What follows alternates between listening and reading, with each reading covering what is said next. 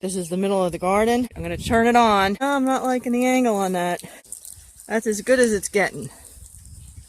So that'll do for now. So what's going to happen if I leave it like this is the places where the puddles are forming, it's going to overwater or just absolutely flood out the plants. So yeah, I'm going to move it. See, there's a puddle right there. So this will be fun. I'm going to leave the phone outside the garden, of course, because I don't want the phone getting destroyed. It's already got a cracked screen. Alright, here goes. Well, it was trickier to get that up there than one might imagine. And it's still not getting anywhere near the potatoes. If you look over there, it's all dry. I gotta go back in and adjust. Alright, here goes. So wish me luck! Believe it or not, that's as good as I could get it. And I'm gonna... Yeah, I don't know why it's doing that. I have to imagine that there's some gunk in the line. Come on. You can do it. There we go. Yeah, that happened for a second before, too. The trouble is that stream coming up,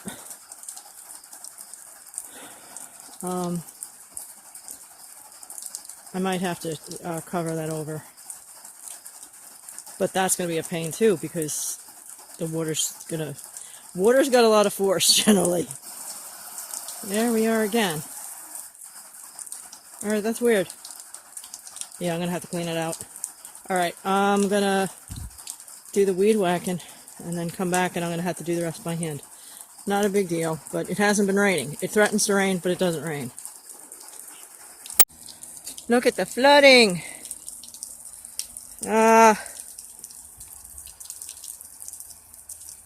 And still the back corner is dry. You know what? We're done. We're just done. There is no way I'm walking in that, so I'm just going to leave the hose out and hope that I told him, you know, well, actually I told his father-in-law to tell him don't come to mow the lawn, but you know, you don't know if that actually went through. Yeah, so what I'm going to do, okay, so I picked the hose up around the thing, so hopefully it's a little more obvious that it's there. And I'll do the same at the garden. Alright, hopefully that's obvious enough. But, I don't know. I don't know. Alright. Sunset. Yeah, there's nothing coming out on this screen, so I don't know. Maybe I'll do the filter thing. Make it look pretty for you. It won't be real, but there's plenty of stuff that's not real. That's still positive. So, looks kind of orangey. Oh, there's the moon. Can you see it? Right between the wash lines. Right there. Yeah, that's crickets you hear. And I just heard somebody's voice. But that's the weird acoustics here. They could be in one of the houses up there. They could be one of the neighbors to the left or right. East or west. As you like it. So, might as well get another look at the wash line tree. I mean, the only thing that's growing here is the trees behind it. All this dead stuff, that's the wash line tree. So, the light is probably terrible right now. I don't know if you can see it, but right there is the one pulley, the further pulley. And then, right there is the closer pulley.